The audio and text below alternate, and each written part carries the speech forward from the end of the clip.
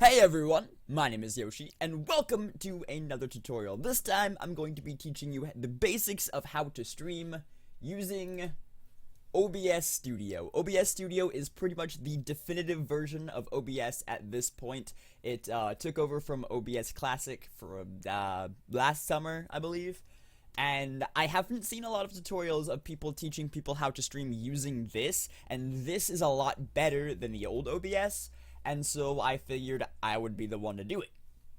So first things first, you're going to want to download OBS Studio by going to obsproject.com and going to the download tab. The reason we're going to the download tab and not getting it directly from the homepage is because if you go to the download tab, you have the option to download it with the CLR browser source, and while the CLR browser source isn't 100% required for anything, it's definitely helpful if you want to, say, put chat on screen or stuff like that. So that's the one that you're going to want to do. You're going to want to select your operating system. I'm going to be doing this on the basis that you're using Windows, because Windows is definitely the best OS to use when you're streaming. You can stream from a Mac and you can stream from Linux, but certain features will not work or aren't there, or you're going to have a lot of inconsistencies with the programs that you're using to stream. So I would definitely recommend using Windows to stream, and the version is obviously going to be OBS Studio, and you're going to want to click on OBS with browser source. So you're going to click on that, download it. It's a simple install, and when you get it, you will have this. Obviously, you're not going to have all of this stuff over here. These are all of my specific scenes. But what you will have is one scene over here that is called scene and no sources. I have replicated that scene by creating a scene called tutorial with no sources. The difference between scenes and sources: scenes are the separate screens that you can switch to. For instance, here is my speedrunning scene. Here is my casual scene. They're the different screens that people use and the different layouts. And then sources are the elements that make up those different screens. Alright, so you will also have a profile created for you. I'm going to create a new profile and name it tutorial. And this is just so that I can change all of these settings in the tutorial without messing with my personal settings for my own streams. And so once you've done that, my OBS is now set up exactly like you will have it when you first download it. And the first thing you're going to want to do is change your settings.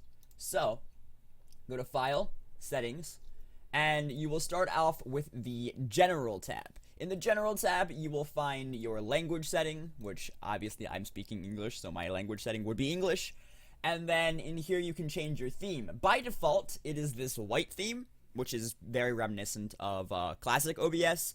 However, they did add, and I love this feature, a dark theme to OBS to, one, be easier on the eyes, and two, it fucking looks a lot better. Let's be honest. And then you can have it show dialogue options when you start streams and stop streams. That's just for if you accidentally start your stream. They want to make sure that you don't accidentally start your stream. But I don't really have that issue, so I keep those unchecked. And then you have source alignment snapping. Source alignment snapping basically means if I went ahead and added a source and was dragging it around the screen, it would snap to the edge of the screen, where other sources are, the horizontal and vertical centers, stuff like that. I'm going to disable that for myself. If you want to enable that, you can go ahead, but that's just what it does. And then your snap sensitivity is how close to that, like 10 pixels would be like how close it would be to that before it actually moves over and snaps to it. I'm going to disable that just because it makes my life easier, because I'm not used to it. This is actually a brand new version of OBS Studio that just released about 20 minutes ago.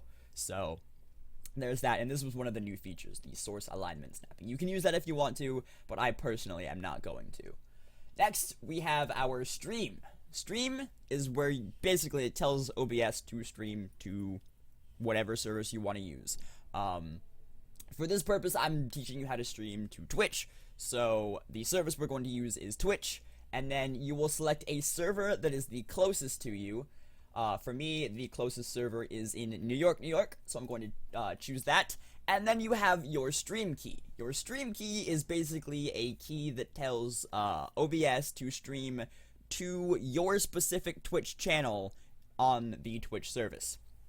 So to get your stream key, you will go to your dashboard. Hello, this is my dashboard. And you will go to the stream key tab, and you will click show key, copy that, and paste it into the box. I obviously am not going to show my own stream key because I want to be the only one streaming to my channel, and I don't want to have to regenerate my key or anything if I don't have to. So I'm not going to show my key, obviously, but that would be where you get that, and then you just paste it in here, and you're good to go.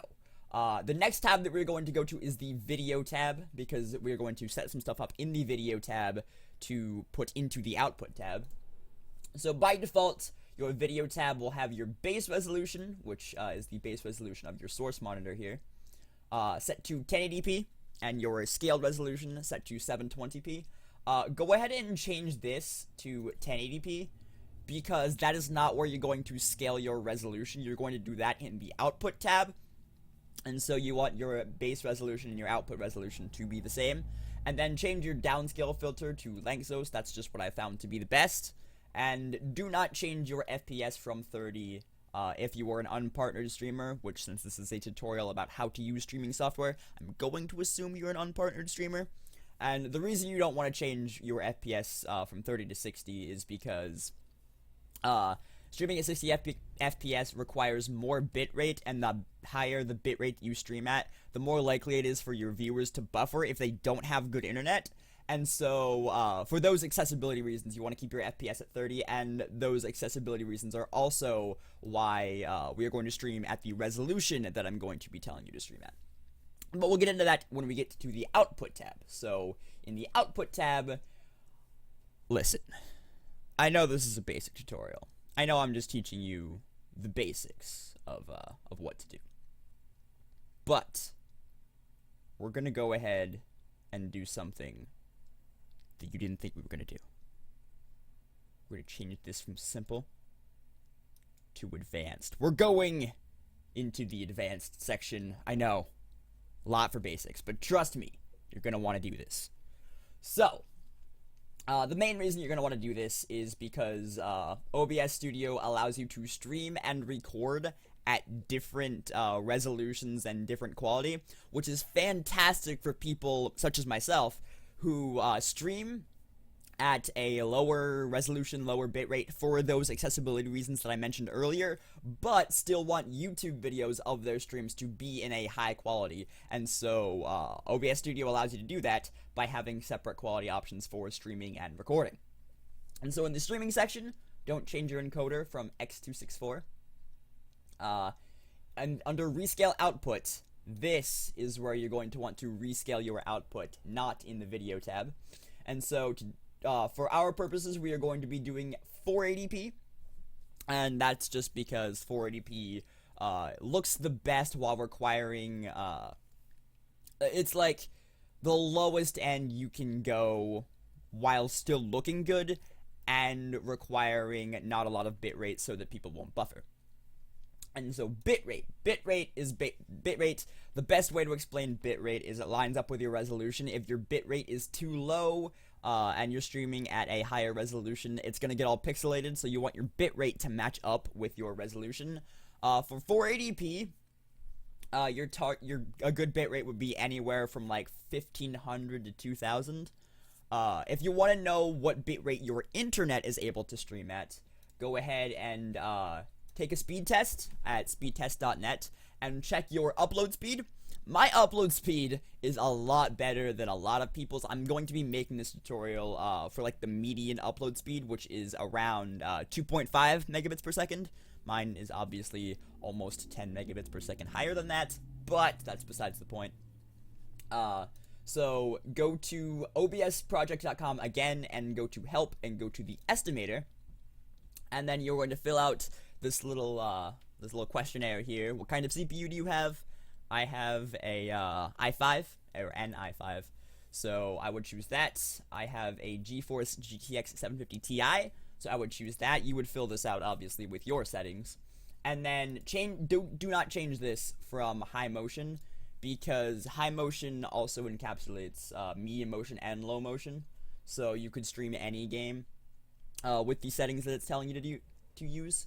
So just keep that at high motion. And then how fast is your upload speed? Enter in kilobits per second. Is where you would enter your upload speed. But that's asking for your upload speed in kilobits per second. And we tested our upload speed in megabits per second. So there are 1024 kilobits in a megabit. So to transfer your upload speed from megabits to kilobits, just multiply it by 1,000. If I were to do this, mine would be 12,190.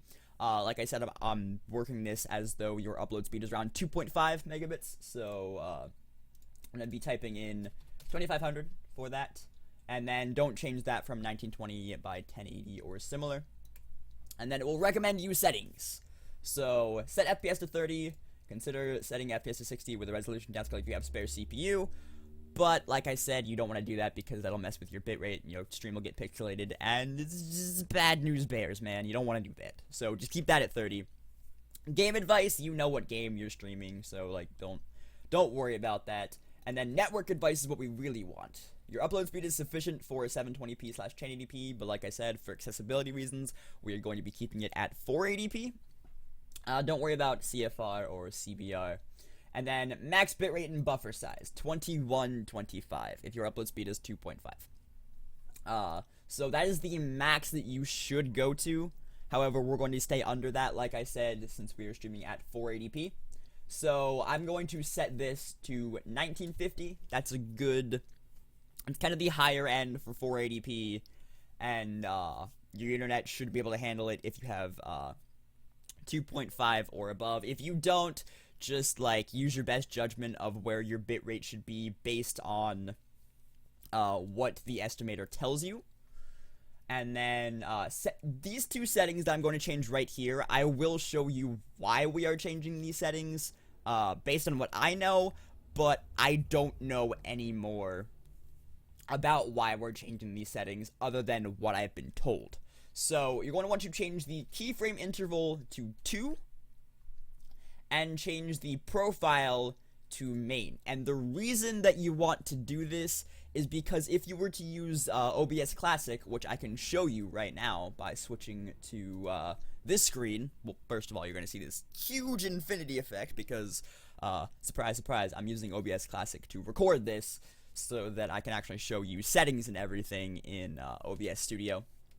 And so, if you go into the settings of OBS Classic, and you go to the Advanced tab, and you change this to high, and change this to 0, and hit apply, if you go to the broadcast settings, it says, warning, your OBS settings are not optimized for use with Twitch. Please set the following. Advanced settings recommend x264 encoding profile is main, and keyframe interval of 2. So that is why we are changing those settings to 2 for the keyframe interval and main for the profile. I don't know anything about why, other than the fact that OBS is telling me to, why you would do that.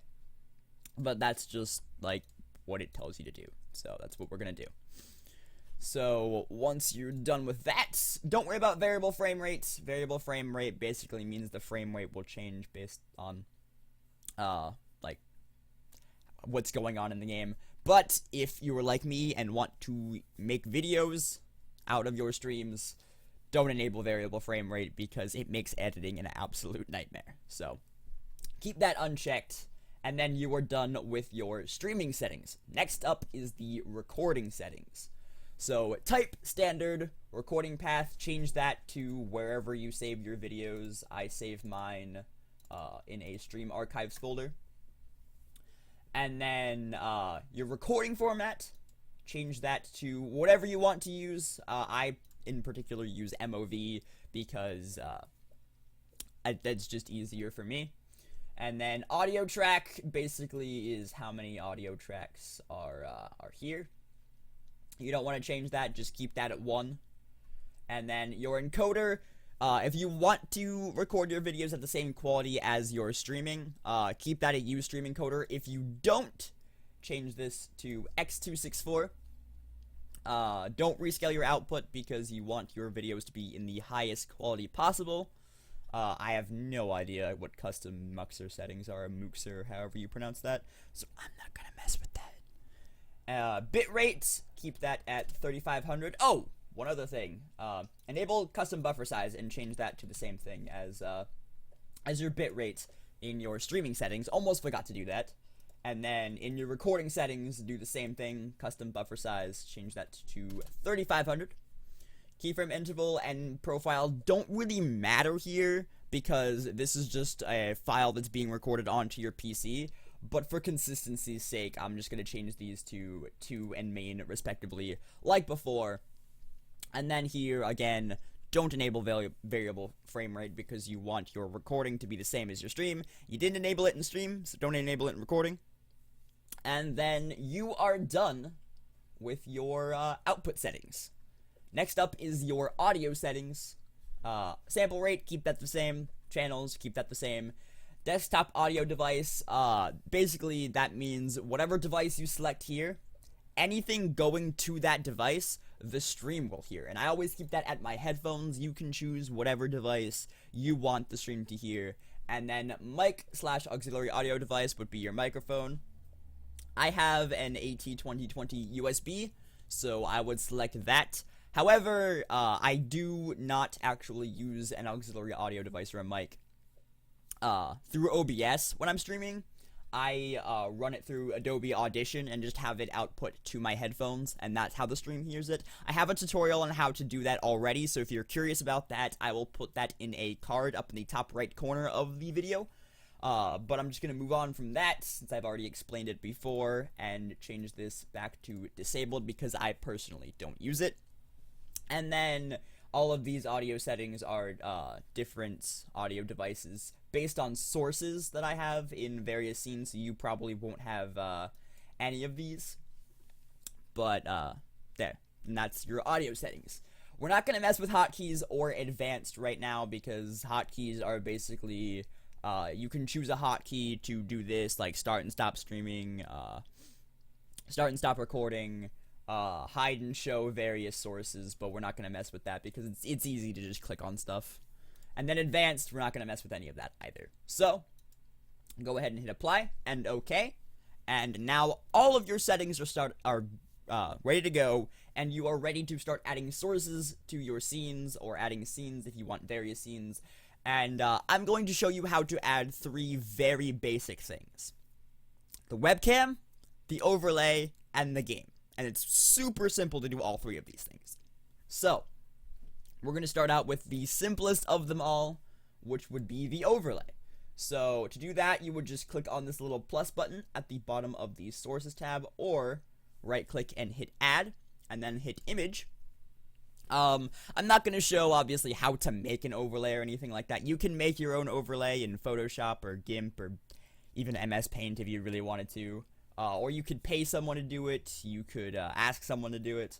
Various things like that. But the point is, you have an overlay and you want to use it. So, I'm going to create a new image, name it overlay. Click OK. Browse for your image. Mine would be in images, graphics. Overlays, ping, and I'm going to be teaching you how to make my casual overlay, well, using my casual overlay as an example for this. And so, stream layout widescreen is what I call mine. So there it is, and it's just that little box down there. Yours could be something that encompasses the entire screen. It could be just a sidebar. It could be whatever, but that's what mine is that I'm using as an example. And then the webcam would be going ahead and doing the same thing, only adding a video capture device. Name that me, since I already have an existing source called webcam. I'll get into existing sources when I'm done setting up the scene. So create new. I'm gonna name it me, and then from the drop down that comes here, I'm going to choose Logitech HD Pro Webcam C920, which is my webcam. You can use whatever it is that you have, if you even want to use a webcam. But there you go. And when I click OK, it's not actually going to show up because my webcam is already being used in a source. See, it's just this little red dot up here. But for the sake of actually showing you what it does, I'm going to go ahead and quickly add my actual webcam source. So there I am. There you go. This is me.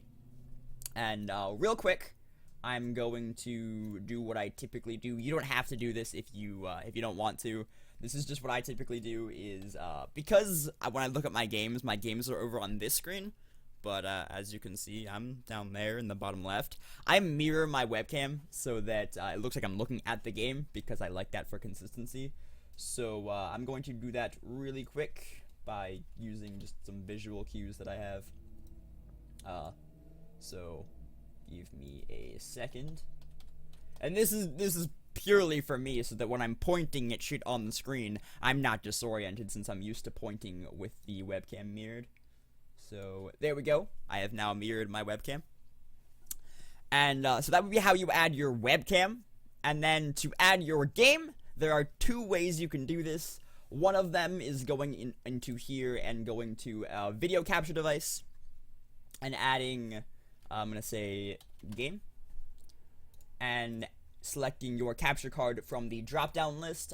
For this, I'm going to be testing this using MREC video capture, because that's just what I have as a supplementary capture card for this method, because I don't actually use this method when I add my games, my capture card. I add a different one. I use a different method. And so we're going to go ahead and add MREC video capture. And there it is. There's that.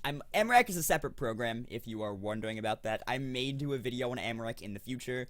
Not quite sure, but just know that MREC is acting as a capture card for right now, and then you would use that and then resize it to your liking by holding shift and resizing it. But you may notice, oh no, the game, it's covering my face. Whatever shall I do? Not to worry, friend, that's normal, because if you look under these sources down here, you'll notice the game is above the webcam and the overlay. And the order of the things in the list in the sources box is the same as the layering of them in the source monitor. So if you just move that down to below both of those things in the source list, it'll change the layering in the source monitor, which is this thing, and you're good to go. So that would be how you add your game using a video capture device. I'm going to go ahead and delete this and show you how to do it the other way, which is adding it through a window capture. So quickly, I'm going to go ahead and open my capture software, which is AverMedia Rec Central. And that's going to open this up. And then I'm going to go ahead and click the button here. And as you can see, we have game. But it's not in OBS. So what do? You go ahead and click Add, Window Capture. I'm going to name this LGP Tutorial because the capture card that I have is an AverMedia Live Gamer Portable. Click on this, select the window that the game is in, which would be the video window. And boom! There it is. There is the game right there. But you may notice there's a lot of black screen around it. To get rid of that, we're going to want to do, there are two ways to do that as well. And also, really quickly, I'm going to do something real quick. When you add this, you're going to want to take off capture cursor, because if you noticed when I put my cursor over where the game is, you can see that in the source up there. However, if you disable capture cursor, if I do that, you can't see that. So you're going to want to disable capture cursor if you were using this method. And then for cropping, there are two ways to do this. The easier way is to just hold Alt and drag the sides in to your liking, which would be just like this, and then boom, the game is cropped, and you can just place it wherever. So, whoa, but wait, it's over top of me again. Let's move that down. There we go. And then the other way to do it would be if I go ahead and whoops, that is the overlay. That is not what I wanted to change. Alright. You go ahead and change this again. And I undo all of the cropping that I just did. Black space is back. You can also right click the source and go into filters. Add a crop filter. Just name that whatever. And then you can crop this way by just typing in numbers. We'll do 78, 25, and 25. And there you go. I just have those numbers memorized because I use this capture card a lot. So that would be what you do. And then, as you can see, the black space is gone from this. If you do it that way, if you add that source in any other scene, the cropping stays. If you do it by alt cropping, which would be the other way, holding alt and dragging it, that is scene specific, and you will not be able to keep that cross scene. And speaking of sources going across different scenes, the great thing, or a great thing I should say, about OBS Studio compared to OBS Classic is every source is a global source. And global sources were things in OBS Classic where you would add different sources to a list of global sources, and you could use those sources in any scene that you wanted to. In OBS Studio, every source is a global source, so you can use every source in every scene, and that would be what if I were to add an image. The add existing down here is if I were to add an existing source, that would be what the global source is. So yeah, that about does it for everything that I wanted to show. Ooh, I moved things again. For everything that I wanted to show in OBS Studio. So, I hope you guys enjoyed this tutorial. If it helped you, I would appreciate it if you would leave a like, a comment, maybe even a favorite. If it really helped you, I would appreciate you subscribing. It really does help me out a lot. And I will see you guys next time. Bye, guys.